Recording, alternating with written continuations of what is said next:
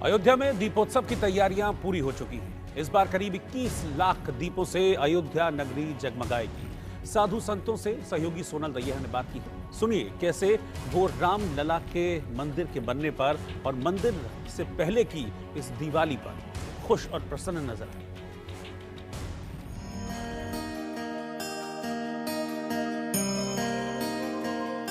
जे ही दिन राम जन्म श्रुति गावहीं, तीर्थ सकल तहां चली आवहीं।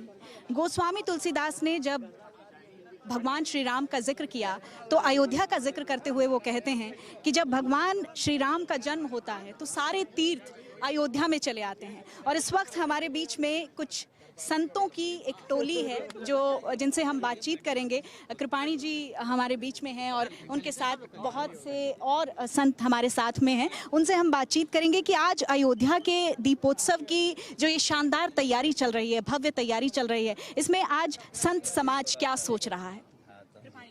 करपात्री जी महाराज बोलिए। मैं अयोध्या से करपात्री जी बोल रहा हूँ। आज मुख्यमंत्री योगी आदित्यनाथ जो यहाँ पे आए हैं, मुझे बहुत अच्छा लगा। निश्चित तरीके से आप देख रही हैं, ना शीत है ना घामा है, निर्मल है। तो आज तिथि कौन सी है? आज नवमी तिथि है। 9 नवंबर को सुप्रीम कोर्ट का फैसला आया, 89 में हाई कोर्ट का फैसला आया और 9 नवंबर को योगी आदित्यनाथ यहाँ पे आए। ये 9 नवंबर जो है वो पूर्णांक होता है। आज योगी कैबिनेट भी हुई है, बैठक हुई है। 9 नवंबर की तारीख बहुत ऐतिहासिक होती जा रही है। 1989, फिर 2019, अब 2023। और स्थिति है कि जो बैठक हुई है वो दिन में करेक्ट 12 बजे हुई है और 12 बजे राम जी के जन्म का ही मुहूर्त है। आज वो बैठक हुई है। 22 लोग आए हैं। 22 मतलब होता है यहाँ पे ब्रह्म है, 22 है, यहाँ पे ब्रह्म है। 21 लाख दीपक जलाया जा रहा है। 21 की उपासना है कि नवमी तिथि मधुमास पुनीता। ये नवमी तिथि मधुमास है, पुनीत है। इस नाते योगी आदित्यनाथ ने जो यहाँ पे सौगात दिया है। अभी हमारे नारायण जी से कह रहे थे, अब एक चीज और बाकी है। अब नरेंद्र मोदी भी अपनी एक कैबिनेट बैठक यहाँ करें। आप चाहते हैं कि प्रधानमंत्री नरेंद्र मोदी भी एक कैबिनेट यहाँ करें? देखिए, जिस प्रकार से अयोध्या में विकास कार्य किया जा रहा है, अयोध्या आज से नहीं, अयोध्या अनादिपुरी है और अयोध्या जो है विश्व का जो है राजधानी हुआ करता था।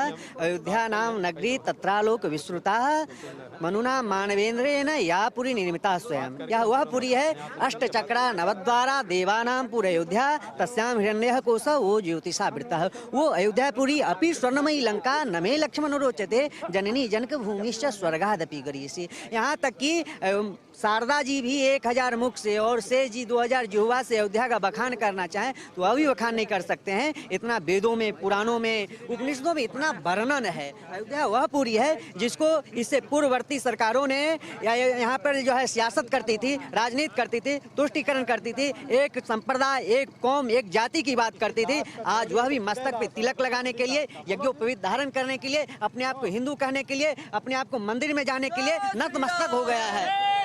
महाराज जी, राम राज की हम कल्पना करते हैं कि राम राज होना चाहिए, लेकिन जब राम राज अयोध्या में था और आज वो वक्त और ये वक्त कैसे जोड़ेंगे इसको?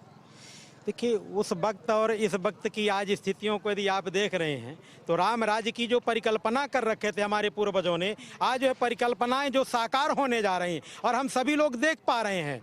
उस राम राज्य की जो परिकल्पनाएं लोगों ने किया था, जो हमारे पूर्वजों ने, संतों ने, ऋषि महर्षियों ने किया था, आज उस परिकल्पना को माननीय प्रधानमंत्री जी और मुख्यमंत्री जी के नेतृत्व पर और पूज्य संतों के नेतृत्व पर, यदि आज संतों का आंदोलन नहीं होता तो आज राम राज्य की जो परिकल्पना है और जो हम साकार होते देख पा रहे हैं, तो आज ये स्थितियों को नहीं देख पाते। बाबा रामदास जैसे लोगों ने ये आंदोलन को नहीं बढ़ाया होता तो आज राम जन्मभूमि मंदिर का जो निर्माण हम साकार होते और राम राज्य की जो परिकल्पना को देख पा रहे हैं वो हम साकार होते नहीं देख पाते। तो आज वह साकार सब कुछ सामने है और हम सभी लोग बिल्कुल साक्षात कर देख पा रहे हैं और उस दृश्य को देख पा रहे हैं जिससे कि हमारे पूर्वजों ने केवल चिंतन किया था। आज उस चिंतन को जो हमारे पुराणों में, वेदों में, इतिहासों में वर्णित है, उसे आज हम लोग अपने आंखों से उसे देख पा रहे हैं, जिन्हें केवल हम पुराणों में पढ़ते थे। आज उनको हम देखने का भी हम सबको सौभाग्य प्राप्त हो रहा है। महाराज जी, एक लंबी लड़ाई रही, बहुत लंबी, राम जन्मभूमि की जो लड़ाई रही और आज जिस धरा पर हम खड़े हैं वो हमारे संघर्षों की परिचायक भी है।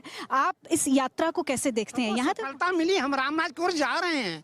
भारत की एक दामाद ऋषि सोनक पटेल का प्रधानमंत्री हो गया। दक्षिण भारत की कमला हैरिसन जो हैं अमेरिका के उपराष्ट्रपति हो गए हैं। विदेश के राष्ट्राध्यक्ष जो है वो हमारे देश के प्रधानमंत्री का पाँव छू रहा है। हमास भी कह रहा है हम आपसे हैं, हम आस भी कह रहा है हम भारत की आस पे हैं। अगर प्रधानमंत्री बोलेंगे थमेंगे तो हम इस भारत को विश्व के स्तर पर जाएंगे। और कारण है कि इस अयोध्या को पहले मनु शत्रुपा ने बसाया, उसके बाद जो है विक्रमादित्य ने बसाया और तीसरी बार अयोध्या को बसाने जा रहे हैं नरेंद्र मोदी प्रधानमंत्री और योगी आदित्यनाथ। और तुम्हें एक खुशखबरी सुनाऊं, शायद तुम्हें पता नहीं होगा। आज के 250 साल पहले पंडित उमापंत त्रिपाठी यहाँ पे थे। वो अपने गले की माला कहे कि हम कनक भवन सरकारी पहनाएंगे। पुजारी ने कहा नहीं पहनना होगा। दूसरे दिन सोमवार का दिन था, ये अपने गले की माला ले गए और कहे राम जी से कि राम मैं वशिष्ठ गोत्र का हूँ, आपके गुरु का गोत्र हूँ। गुरु जी के गले की माला जो है रस्सी से पहनता है। आज उसी कुल खानदान का महापौर गिरीश पत्र त्रिपाठी हुए हैं। जब रामलला को गोदी में लेकर के हम मंदिर में जाएंगे वो दिन कितना सौभाग्यशाली होगा। बिल्कुल महाराज जी, देखिए बहुत सारे लोग राजनीति भी करते हैं इस पर, धर्म के नाम पर, जाति के नाम पर। आज भी राजनीति का शिकार होता है राम का नाम, इस पर क्या कहें? राजनीति देखिए सदैव से धर्म से होना चाहिए। भगवान राम भी राजनीतिकार थे। उन्होंने अयोध्या पे जो है कई वर्षों तक राज किया था।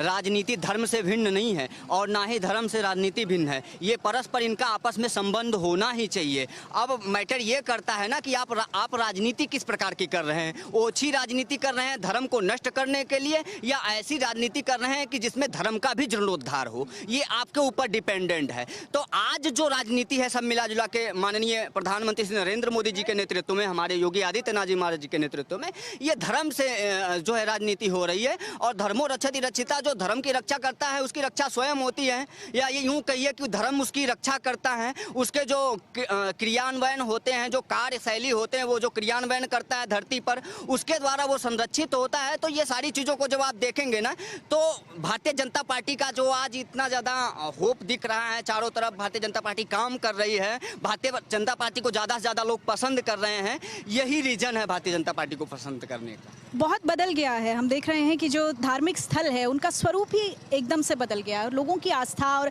उसके साथ बहुत सारी चीज़ें जुड़ी हुई भी होती हैं कि चाहे हम पर्यटन की बात कर लें या फिर हम उससे रेवेन्यू की बात कर लें, बहुत सारी चीज़ें जुड़ी होती हैं। आप इस लिहाज से अयोध्या को, क्योंकि अयोध्या इस वक्त काफ़ी बदला हुआ है, लोगों से भी हमारी बातचीत हुई तो उनका कहना है कि बहुत बड़ा बदलाव आया है। आप संत परंपरा से जुड़े हुए हैं, आप किस तरह से देखते हैं कि ये जो धर्म और अध्यात्म का ये जो संगम एक बार फिर से लोगों के बीच में आने लगा है, लोग उसको समझने लगे हैं, उससे कितना बदलेगी अयोध्या?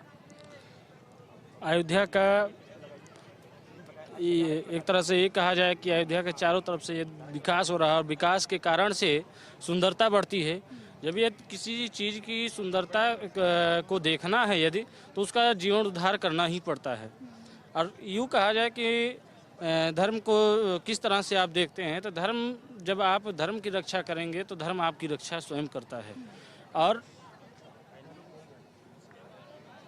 कहा जाए कि क्या कहते हैं इसका, भूल गए। सब मिला जुला के जी धर्म की राजनीति होती है तो राजनीति भी संरक्षित रहता है और समाज भी संरक्षित रहता है। और अयोध्या, जो आप अयोध्या को जानना चाहती हैं कि 2014 के पहले कैसा था, तो इसकी ये स्थिति थी, यहाँ 4 घंटे लाइट आती थी, ना सड़क था, ना शौचालय था, ना जल निकासी का कोई व्यवस्था था, ना सड़क था। 4 चौबंद जो व्यवस्थाएं होती हैं ना एक समाज को संचालित करने के लिए ना, वो सारी चीज़ें बैरिकेटिंग कर दी गई थी। समाजवादी पार्टी की सरकार थी, बहन मायावती जी की सरकार थी, यही लोग आते थे जाते थे, आते थे जाते थे, तमाम पैसे घोटाले भी किए गए, हाथी बनवाए गए, तो किसी ने साइकिल खड़ी की, लेकिन विकास कहीं समाज में नहीं दिखा। आज विकास दिख रहा है, वो चाहे वो ग्रामीण स्तर पर हो, चाहे वो शहरीय विकास हो, विकास दिख रहा है। वही विकास अयोध्या में भी दिख रहा है। चौतरफा विकास जब हो रहा है तो अयोध्या भी निखर कर आ रही है। अयोध्या आध्यात्मिक नगरी है, प्रभु श्री राम की नगरी थी।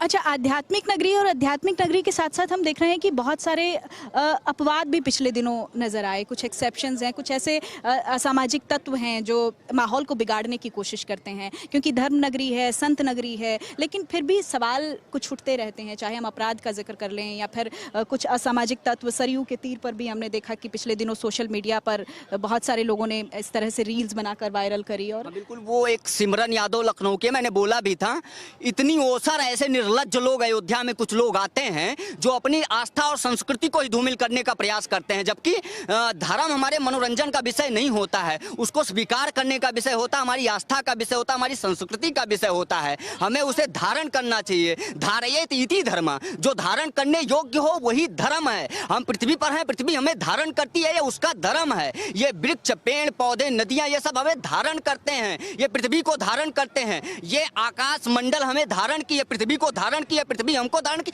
तो ये सारी चीजें ना असहज रूप जो की जा रही हैं, जो है सस्ती लोकप्रियता के लिए ट्विटर, इंस्टाग्राम, सोशल मीडिया इत्यादि पे, सोशल मीडिया पर अपने जो है फॉलोअर्स गेन करने के लिए, इससे अच्छा कुछ नहीं हो सकता। ऐसे लोगों से जो युवा हैं आज के ना, इनको बचना चाहिए। और ऐसे लोग अगर ऐसे लोगों को आप कम से कम अयोध्या, काशी, मथुरा, वृंदावन या किसी भी धर्म क्षेत्र, तीर्थ क्षेत्र में पाए तो इन्हें उठा के पुलिस को सौंपे। निश्चित ही मुझे विश्वास है उत्तर प्रदेश प्रशासन पर, अपने माननीय मुख्यमंत्री योगी आदित्यनाथ जी महाराज जी पर, कि उनके ऊपर त्वरित और उचित कार्यवाही होगी। लेकिन इनकी ओछापना और निर्लज्जता नहीं बंद होगी, ये ऐसे करते रहेंगे। एक जागृत समाज का काम है कि ऐसे लोगों को वो ध्यान देखे।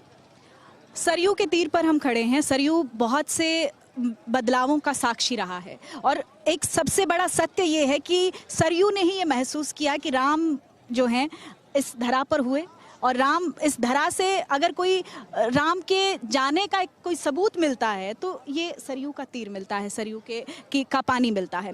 तो इसमें हमने देखा है कि बहुत सारे लोग, बहुत सारे किरदार हैं रामायण के। सीता की सहनशीलता देखिए आप, दशरथ की वचनबद्धता देखिए। ये उन किरदारों से और आज के किरदारों को अगर हम देखें हैं तो, क्योंकि समय बहुत ज़्यादा बदल चुका है, तो आप किस तरह से रामायण के उन पात्रों को आज के समय में देखेंगे? देखिए, अभी राम की लीला यहाँ संचालित की गई है। भगवान राम के मर्यादा के विपरीत जाके जिस प्रकार से राम की लीला को दिखाया जाता है, वनवास कराने के बाद राम का विवाह कराया जाता है, जन्मोत्सव कब मनाया जाता है, रावण वध कब कराया जाता है, ये सब बड़ा उल्टा पुल्टा हो गया। मैंने बताया सिर्फ सोशल मीडिया पर ट्रेंडिंग के लिए कुछ लोग काम करते हैं, इतिहास से छेड़छाड़ कर, इतिहास के साथ छेड़छाड़ कर रहे हैं, जो पूर्व से होता आया है। जब भी हम बॉलीवुड को कहीं घुसाएंगे ना, तो ये वही काम करेंगे, पश्चात सभ्यता को अपनाते हैं। ये जो है हमारी सभ्यता में विश्वास। अच्छा, बहुत से लोग फिल्में बना रहे हैं रामायण को लेकर, एक कोशिश हो रही है उनकी, जैसे कि हम एक ऐसा किरदार दिखाने की कोशिश करें, राम जैसा किरदार दिखाने की कोशिश करें, और उससे बहुत सारे अपवाद भी जुड़ जाते हैं। उस पर क्या?